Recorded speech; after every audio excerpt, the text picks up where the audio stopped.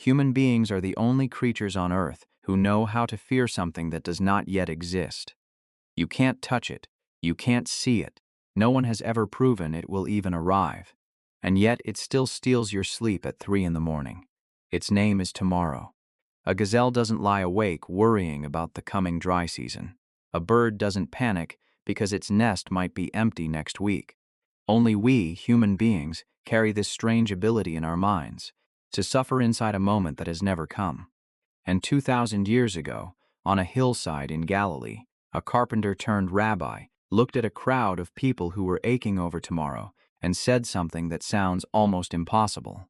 Do not worry about tomorrow. Most of us hear that line as a command we could never actually obey, as if someone told you, don't feel hungry. But here is what I want you to see. After years of coming back to this passage, the detail I couldn't let go of wasn't the command, do not worry. It was something very strange Jesus does with the word tomorrow itself, in the very last verse.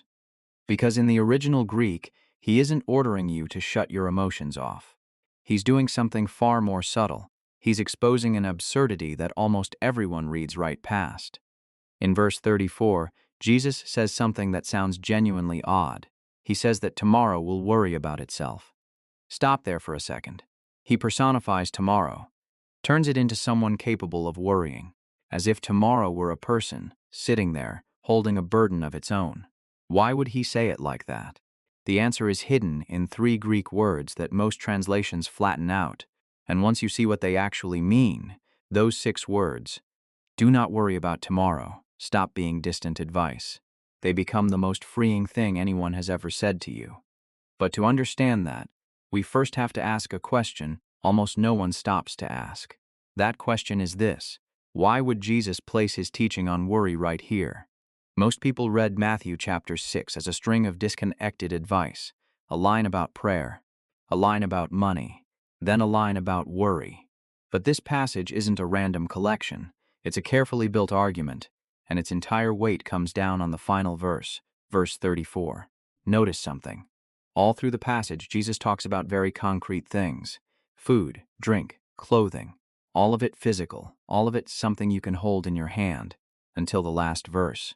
In verse 34, he suddenly shifts. He's no longer talking about what. He starts talking about when. For the first time in the whole passage, Jesus is talking about time. This is the detail I believe almost everyone reads right past.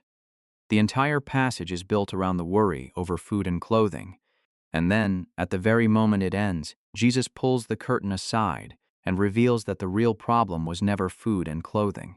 The problem is tomorrow. You see, the birds of the air and the flowers of the field were only the setup. They're how Jesus softens his listeners before he lands the real blow. Because a person might not have enough to eat today, but what's killing their mind isn't today's hunger.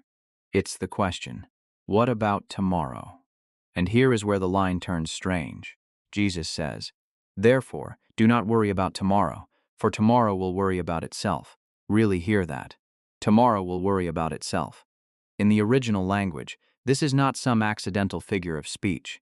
Jesus deliberately assigns tomorrow an action that belongs only to human beings, the act of worrying.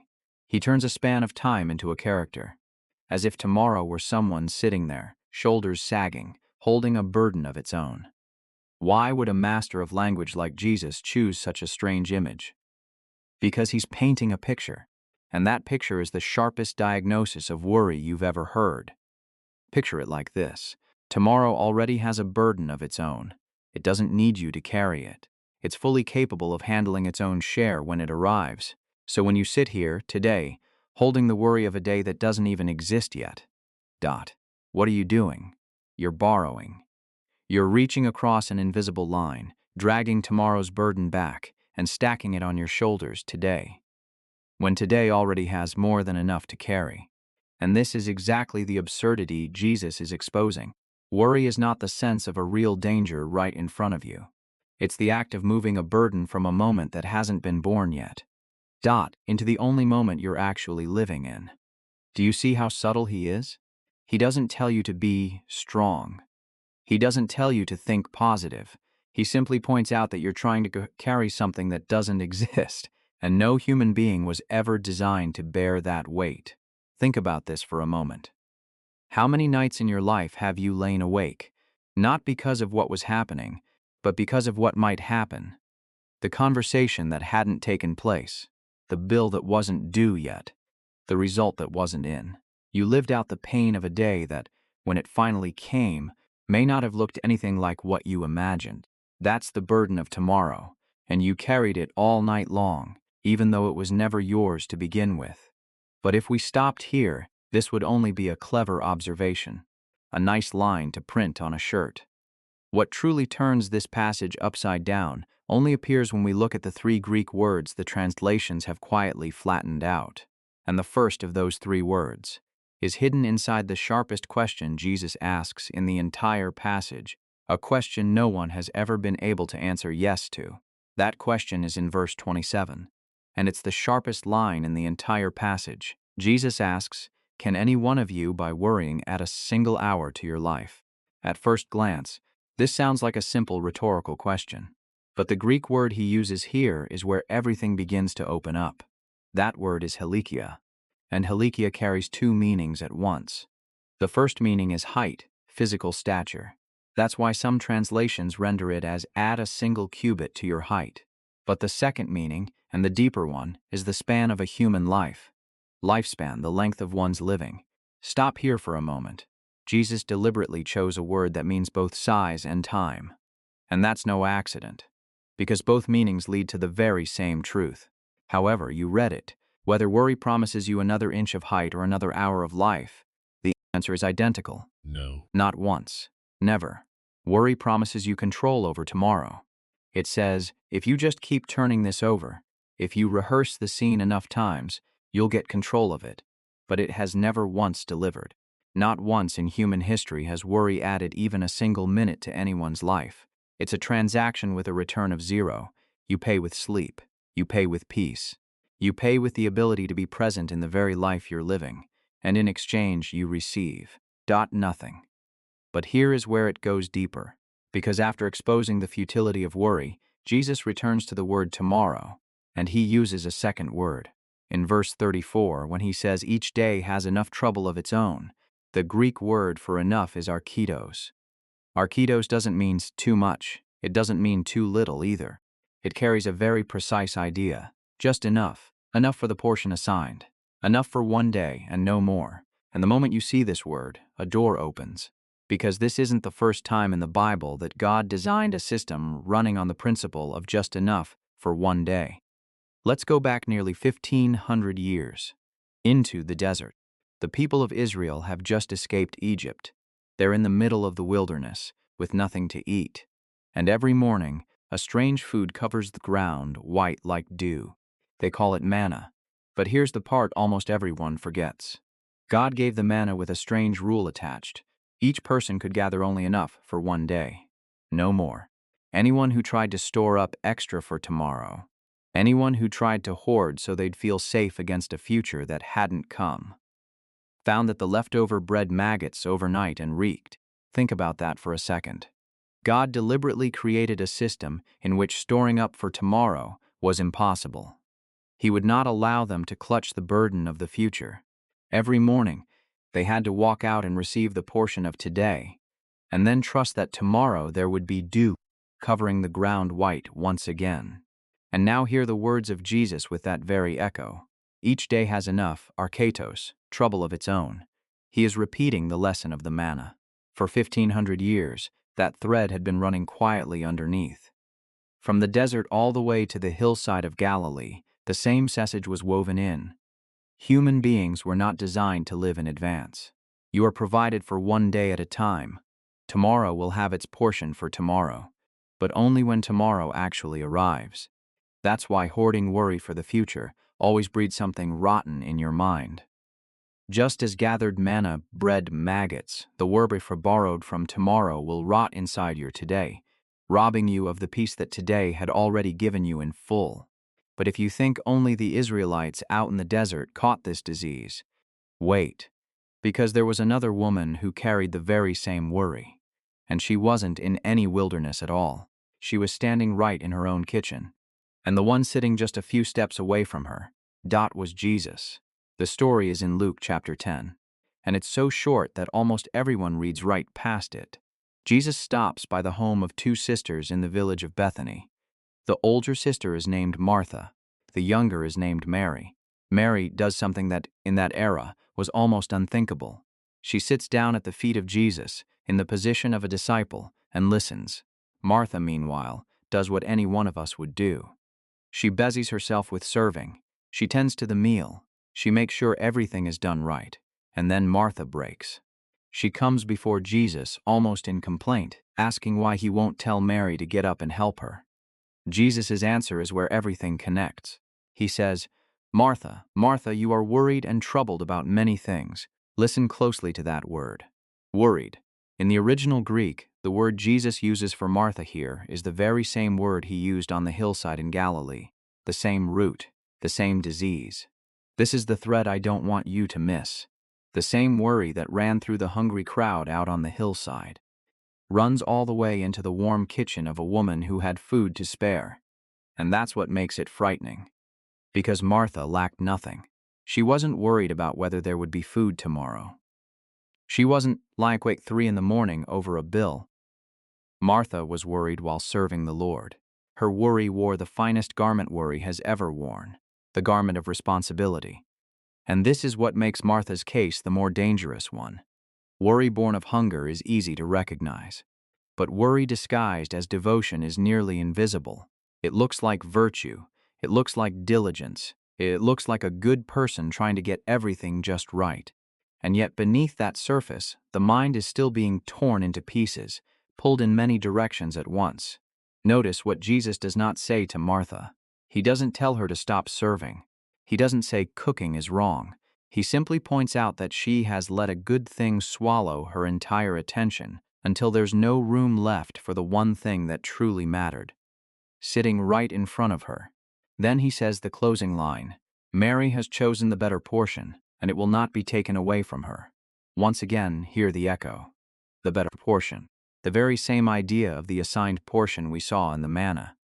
Mary wasn't trying to clutch the 10 tasks of tomorrow. She chose the one thing of today, and Jesus called it the portion no one could take. Do you see the same pattern repeating? The Israelites in the desert, taught to receive the portion of a single day. Martha in the kitchen, invited to set down the many things and choose the one. The crowd on the hillside, reminded that each day has only enough trouble of its own. 3 completely different scenes, centuries apart. But the same God, the same invitation, the same single message. Live in today. Today already has enough. Let tomorrow handle its own portion. If this passage is opening something up in you, if you're hearing a familiar story in a way that lands on your heart differently, then take a second and tap follow on the channel. Leave a comment, even just one word. That's genuinely how content like this finds its way to someone lying awake tonight, carrying on their shoulders the burden of a day that hasn't even come. And maybe that person needs to hear exactly this. But we still have one question unanswered, because so far, everything I've said has only been the diagnosis. Jesus has pointed out the disease. He has named it. He has shown us where it hides.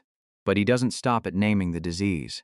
He writes a prescription, and that prescription overturns something nearly all of us still believe about how to escape worry.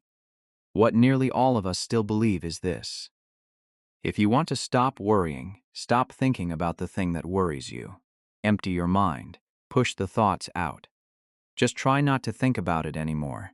But anyone who has ever lain awake at 3 in the morning knows that's completely useless. The harder you order yourself to stop thinking about something, the larger it swells. An empty mind doesn't exist. It always fills with something. And Jesus knew this. That's why his prescription runs in the exact opposite direction. Verse 33, "Seek first the kingdom of God." The Greek word for seek here is zeteo. And zeteo doesn't mean think about now and then. It doesn't mean remember when you have a free moment either. It means to pursue with intent, to chase after something with your whole focus, the way a person hunts for the thing they treasure most. And here is where everything flips. Jesus never tells you to empty your mind. He tells you to change its address. Stop there for a moment. Change its address. The problem with worry was never that there are too many thoughts. The problem is that those thoughts are pouring toward the wrong place, toward a tomorrow that doesn't exist, an empty address that can't return anything to you. You keep sending your whole attention there, night after night, and it keeps coming back, stamped. Recipient does not exist. Jesus doesn't tell you to stop sending. He gives you a new address, one that is real, that exists right now, and that can answer back. The opposite of a mind torn apart is not an empty mind. It's a mind directed toward one place, a mind aimed at something so real and so present that the noise of tomorrow can no longer tear it apart. And now, let me show you what this looks like in a real life. Picture someone sitting in their car, in a parking lot, the engine off. The appointment is 10 minutes away. Maybe it's the doctor. Maybe it's the lawyer. Maybe it's a meeting they've been dreading for weeks, and the mind starts doing what it always does. It builds the worst-case scenario. It replays a conversation that hasn't happened. It drafts the catastrophe, line by line, word by word, as if rehearsing it carefully enough would make it hurt less when the worst arrives. That person is living in a moment that doesn't exist. They're sitting in today, but their mind has crossed the line into a tomorrow that may never unfold the way they imagine. And then they do something very strange. They don't try to stop the thoughts. They don't scold themselves for being afraid. They simply say it out loud. I don't know what's going to happen in 10 minutes. But the one who holds tomorrow is sitting in this car right now with me. That's not magic. That's Zetio in real life. It's the act of turning the mind's attention towards something stronger than the spiral. Not erasing the fear, but setting something even greater beside it. And here is where I want you to see the deepest reversal in this entire passage. Tomorrow does not exist. Really stop on that sentence. Tomorrow is not a place. It is not a room waiting for you to walk into it. You will never actually live in tomorrow, because the moment it arrives, it's no longer tomorrow. It has become today. You have never once set foot in tomorrow in your whole life. And you never will. Every morning you wake up, the thing you step into is always today.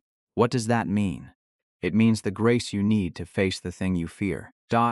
Will never arrive today. It will come on the very day you need it. And that day, when it comes, will also be a today. This is exactly why worry is always a lie. It drags you into a tomorrow to face a problem, without carrying the grace meant for that tomorrow. You're trying to fight tomorrow's battle with today's resources. Of course you feel exhausted. Of course you feel overwhelmed. You're fighting on a front that hasn't even opened. Tomorrow's manna falls only on tomorrow, not a second sooner. And when you truly understand that, something in your chest begins to loosen. Because you realize you were never asked to carry the whole future. You were only asked to live one day fully, the only day you're actually standing in. But there's still one last thing hidden in the way Jesus ends this teaching, a word he chose to call God, and that very word changes the entire meaning of everything we've just said. That word is Father. In verse 32, Jesus doesn't say your Creator knows what you need. He doesn't say the Almighty knows. He says, your Heavenly Father knows that you need all these things, and that is what changes everything. Because if you've been listening closely from the start, you'll notice something. The cure for the fear of the future was never information about the future. You don't need to know what tomorrow holds. You need to know who is there waiting for you when tomorrow comes. This is the one thing I hope you carry with you after you close this video. Worry is the act of borrowing a burden from a day that hasn't even been born. But the one who holds tomorrow doesn't hand out grace in advance. He gives it one day at a time, like manna falling each morning, not because he's stingy, but because he wants you to need him every day, not just once and never again. He isn't inviting you to manage the future. He's inviting you to trust a Father who will be present in it. And here is what I keep turning over in my mind. That principle of enough for one day that we just saw in the manna in Martha's story, in the very words of Jesus. It doesn't stop here, because just a few verses earlier in this same chapter 6, Jesus teaches his disciples to pray. And into that prayer he slips a word so strange that for 2,000 years, not a single scholar has been able to fully translate it. A word that barely exists anywhere else in the entire Greek language. That's the next video. But before you go, tell me in the comments. Last night, what tomorrow did your mind rehearse? What conversation, what fear did you live through before it ever arrived? I genuinely want to know, because I believe a lot of people are carrying that exact burden tonight. And if this reached you, share it with someone who needs to hear it. Subscribe so you don't miss that next word. God bless you.